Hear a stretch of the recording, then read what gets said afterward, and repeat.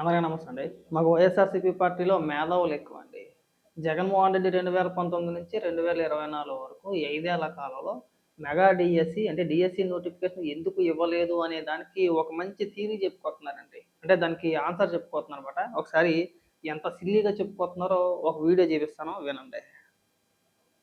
ఈయనెవరు డిఎస్సిలో జాబ్ కొట్టినాయనంట. ఈయన ఇప్పుడు ఏం మాట్లాడుతున్నారో చూద్దామ్మా. సాగుతుంది పట్టించమ్మా వంకాయమ్మ అంటే వంకాయనమ్మ మంగళవారమ్మ అనిందట. ఆ విధంగా 2029 నుంచి 2024 డిఎస్సిలో లేకుండా ఏ అదిగో డిఎస్సి ఇదిగో ఈయన ఎవరో నాకు తెలియదు. కానీ బ్రదర్ నువ్వు అసలు స్కూల్ టీచర్వేనా?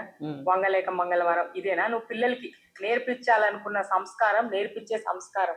అక్కడ అలాంటి ఒక ప్లాట్ఫామ్ లో ఇలాంటి వాడుతున్నప్పుడే అర్థమైంది నువ్వు చదివి పాస్ అయ్యి ఎగ్జామ్ రాసి టీచర్ అయినవా లేకపోతే ఇంకెట్లేదు.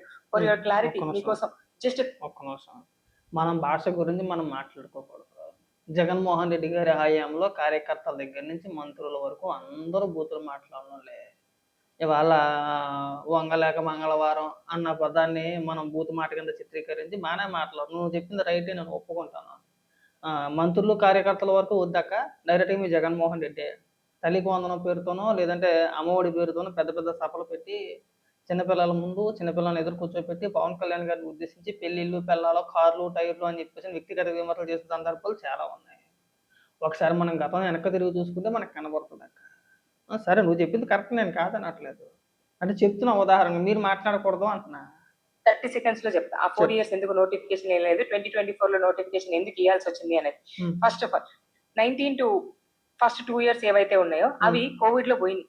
ఆ తర్వాత నేషనల్ ఎడ్యుకేషన్ అందుకే ఎందుకు అలా పోతాయి అని అడుగుతున్నా. ఇప్పుడు జగన్మోహన్ రెడ్డి 2019 మే నెలలో అనుకుంటా ప్రమాణ స్వీకారం చేశాడు. కోవిడ్ ఎప్పుడు వచ్చింది? 2020 మార్చ్ అనుకుంటా, అవునా?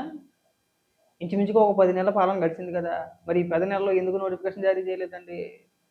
ఏంటంటే కోవిడ్లో 2 ఏళ్ళు పోయినాయా?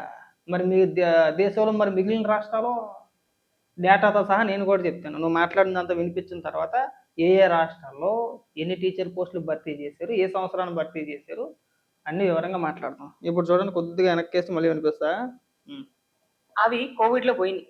ఆ తర్వాత నేషనల్ ఎడ్యుకేషన్ పాలసీ 2020 వచ్చింది కాబట్టి అక్కడ ఉన్న సీట్లు రేషియో ఏవైతే ఉందో అవి రేషనలైజేషన్ చేయాలి కాబట్టి ఆ ప్రక్రియ కోసం జియో నంబర్ 117 ఇంప్లిమెంట్ చేశారు కాబట్టి తర్వాత రేషనలైజ్ చేసిన తర్వాతనే నోటిఫికేషన్ ఇచ్చారు.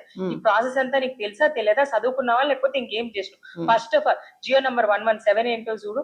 నేషనల్ ఎడ్యుకేషన్ పాలసీ 2020 లో 5th క్లాస్ లో 5.5 చదివినాక వచ్చి ఇలాంటి మాటలు మాట్లాడు. దీంట్లోనే అర్థమవుతుంది నీ నాలెడ్జ్ ఎంత, నీ తెలివి ఎంత అనేది.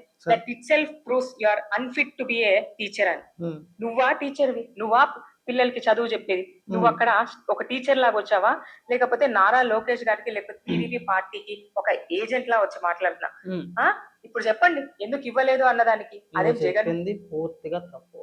ఇప్పుడు నువ్వు ఏదైతే జియో నెంబర్ 117 కి ఈ మెగా డిఎస్సికి ఏంటండి సంబంధం? ఇప్పుడు నువ్వు చెప్పుకొచ్చావు కదా, నేషనల్ ఎడ్యుకేషన్ పాలసీ 2020 అని చెప్పేసి. అది అన్ని రాష్ట్రాలకి వర్తించుద్ది కదా, మన రాష్ట్రకైనా? మన రాష్ట్రానికి ఒక రాష్ట్రానికే కాదు కదా, దేశంలో ఉన్న మిగిలిన అన్ని రాష్ట్రాలకి కూడా వర్తింటారు కదా. మాట్లాడదాం. ఒకసారి మనకి పెద్ద డేటా ఏం అవసరం లేదు, అలా గూగుల్కి అలా కొడుతూ వస్తుంది. అంటే మన తెలుగు రాష్ట్రాల్లో అయితే ఈ టీచర్ నోటిఫికేషన్ సంబంధించి డిఎస్సి అంటాం. ఇతర రాష్ట్రాల్లో వేరే వేరే పేర్లు ఉంటాయి. ఉదాహరణకి బీహార్లో అయితే టీచర్ రిక్రూట్మెంట్ ఎగ్జామ్ అని చెప్పేసి అని అంటారు. కేవలం 2023, 2024 మధ్య కాలంలోనే 2.5 లక్షల ఉపాధ్యాయులను రిక్రూట్ చేశారు. ఎంత? 2.5 లక్షలు. రాజస్థాన్లో అయితే Rajasthan eligibility examination for teachers అని చెప్పేసి అంటారు. మనం డిఎస్సి అంటాం కదా, వాళ్ళు అలా పిలుచుకుంటారు అనమాట.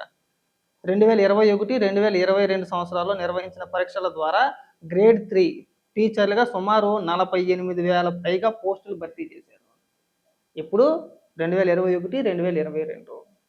ఉత్తరప్రదేశ్లో 2019లో ప్రాథమిక ఉపాధ్యాయుల కోసం సుమారు 69,000 పోస్టులతో రిక్రూట్మెంట్ జరిగింది. కోర్టు కేసుల వల్ల దీని ప్రక్రియ చాలా కొంత సాగింది. తర్వాత 2021, 2022లో కూడా వీటి గురించి మరో 15,000 పోస్టులు భర్తీ చేశారు. ఏ సంవత్సరం? 2019, 2022లో. 2022లో 15,000 పైగా పోస్టులు, అలాగే 2019లో 69,000 పోస్టులు ఉత్తరప్రదేశ్. తర్వాత ఒడిస్సా, అస్సాం, జార్ఖండ్. 2023-24లో జార్ఖండ్లో 26,000 అసిస్టెంట్ టీచర్ పోస్టులు నోటిఫికేషన్ ఇచ్చారు, భర్తీ చేశారు. అలాగే ఒడిస్సాలో 2023లో 20,000 జూనియర్ టీచర్ పోస్టులతో పాటు 2024లో టీజీటీ పోస్టులో కూడా నోటిఫికేషన్లు వచ్చినాయి. అస్సాంలో 2022-2024 మధ్యన ఎలిమెంటరీ మరియు సెకండరీ విభాగాల్లో సుమారు 10,000కు పైగా పోస్టులను భర్తీ చేశారు. ఇప్పుడు 2022-2024. అలాగే కర్ణాటక, తమిళనాడు 2022లో కర్ణాటకలో 15,000 జీపీఎస్టీఆర్ పోస్టులు భర్తీ చేయగా, తమిళనాడులో 2019 మరియు 2024లో టీఆర్బీ ద్వారా నోటిఫికేషన్ విడుదలయ్యాయి. అయిపోలేదు, ఇంకా ఉంది. కేంద్ర ప్రభుత్వ నోటిఫికేషన్లో రాష్ట్రాలతో పాటు కేంద్ర ప్రభుత్వం కూడా దేశవ్యాప్తంగా ఉన్న సెంట్రల్ స్కూల్స్ కోసం భారీ నోటిఫికేషన్ విడుదల చేసింది. కేవీఎస్ కేంద్ర విద్యాలయ 2022 చివరిలో 13,000కు పైగా టీచింగ్ మరియు నాన్ టీచింగ్ పోస్టులు భర్తీ చేశారు. అలాగే ఈఎంఆర్ఎస్ ఏకలవ్య మోడల్ స్కూల్స్ 2023లో గిరిజన ప్రాంతాల్లోని స్కూల్స్ కోసం 10,000కు పైగా టీచర్ పోస్టులు భర్తీ చేశారు. అలాగే ఎన్విఎస్ నవోదయ విద్యాలయ 2022లో సుమారు 2,000 పోస్టులు భర్తీ చేశారు.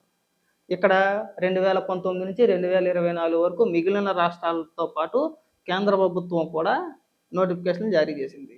మరి ఇప్పుడు నువ్వు చెప్పుకోవచ్చు కదా లాజిక్, 2019 నుంచి 2024 వరకు ఎందుకు నోటిఫికేషన్ జారీ చేయలేదు అంటే జియో నెంబర్ 117 అని చెప్పేసి, అలాగే నేషనల్ ఎడ్యుకేషన్ పాలసీ అని చెప్పేసి చెప్పుకోవచ్చు కదా.